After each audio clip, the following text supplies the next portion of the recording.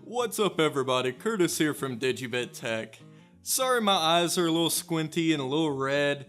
I was taking a shower and I got some shampoo in my eyes because apparently I'm a toddler and I can't bathe myself properly. I swear, I wasn't doing drugs. Drugs are bad, kids. Stay away from them. Okay, so with the PSA out of the way, whenever I look over a parts list for a friend or a family member that's building a computer, oftentimes a component I see that kind of gets skimped on is the motherboard. Now usually when I ask why someone chooses a particular board, the response is because it was the cheapest. I have the mindset there is a difference between inexpensive and cheap. So this sparked the idea to do a video and talk about what you should be looking for and what you should look out for when purchasing a motherboard. Now motherboards come in various sizes, each of which offers different amounts of expandability. Now by expandability, I'm referring to the amount of PCI lanes that are onto the motherboard and allow for installation of devices such as video cards, capture cards, etc. So first of which, this is the most common form factor of motherboard.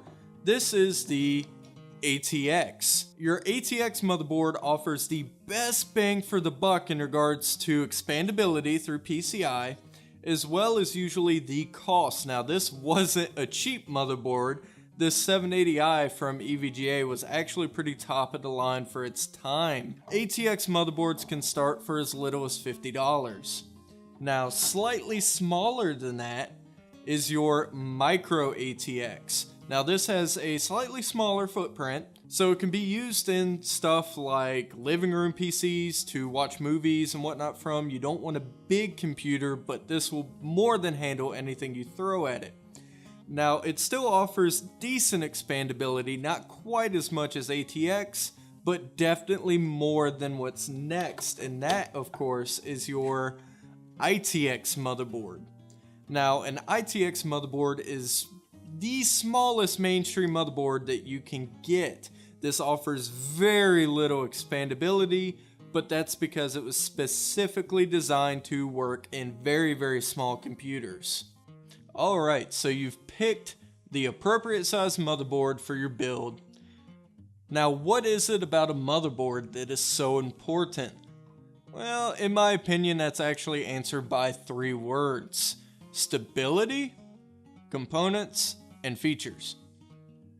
Now stability is the most important of which, because after all, no system is a great system if it's unstable and crashes while you try to play a game or get your work done. And instability can be caused by a lot of things, but when pertaining to a motherboard, the usual culprits are a bad BIOS revision or electrical component failure. Now a BIOS usually is able to be fixed relatively easy with a revision update. Now board manufacturers will occasionally release new revisions to the BIOS as they find bugs and squash them in the software. However, electrical components aren't quite as easily repaired.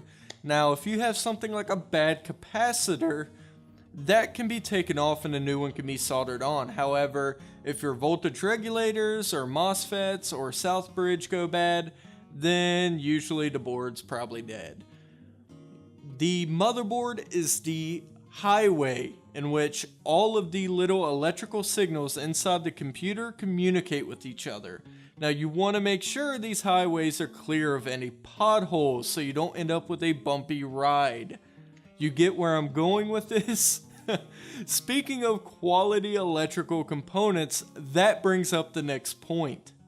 Now, just because a motherboard manufacturer uses lesser components doesn't necessarily make the board a bad buy. That ultimately depends if it's going to be optimal for your system. Now, any reputable motherboard manufacturer is gonna use decent components when they build their boards.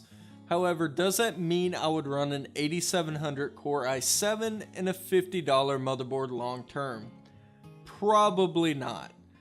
This is due mainly to the fact that boards at this price point don't have as good a power delivery and usually cooling to go with that power delivery.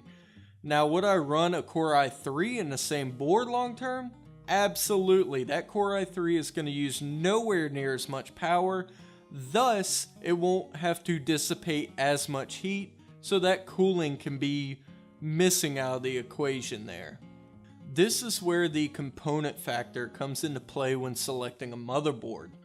If you bump that budget up from 50 to 60 to 65, usually that will add a heatsink to that power delivery, thus increasing the dependability of the motherboard as well as your processor options, so you could run more powerful processors. Bump that budget up another $20, and usually that will include more phases, higher end capacitors such as black Japanese capacitors, and thus even more improving that dependability factor as well as the CPU horsepower you would be able to pump through that board. Now, the last thing I look for when choosing a motherboard is the feature set it has. This can incorporate anything from RGB lighting to even tapping into that component side, including stuff such as upgraded built-in audio. Now, when selecting the motherboard for a wifey build, the conclusion of which you can catch up here, the features that caught my eye were the multiple zone built-in RGB control for the motherboard, as well as the color of the motherboard itself, and the excellent onboard audio that it has, allowing her to be able to do better audio work for the videos she's going to do in the future. Also, if you have an unlocked processor, which means you can bump up that multiplier on the CPU, allowing it to run faster and perform better, one feature you're going to want is the ability to overclock. Now, sometimes features can improve the overall performance of your computer, sometimes they won't, but either way, they'll greatly be appreciated in your unique use case scenario. Now, I know with you more experienced tech enthusiasts, this video may not have hit very deep with you. It was aimed more towards the beginner. However, in the future, I plan on doing a much more in-depth look at what goes into a motherboard, but I'm gonna save that for a future date. I appreciate you all making it to the end of this video. Be sure to like, dislike, and comment down below. Let me know what you all look for when shopping for a motherboard and what your favorite motherboard is. Also, don't forget about the giveaway I'm going to be doing once I hit 100 subscribers. Sorry, it's only going to be for the US residents only, but I want to give something back to the community because you guys are awesome. Take a minute to go down below, click on that subscribe button, as well as turn on notifications so you are always up to date with the latest Digibit tech videos. Also, don't forget to hit me up on social media. The tags to those will be down in the video description. Thank you all for watching this video, and I can't wait to see you in the next one. See ya.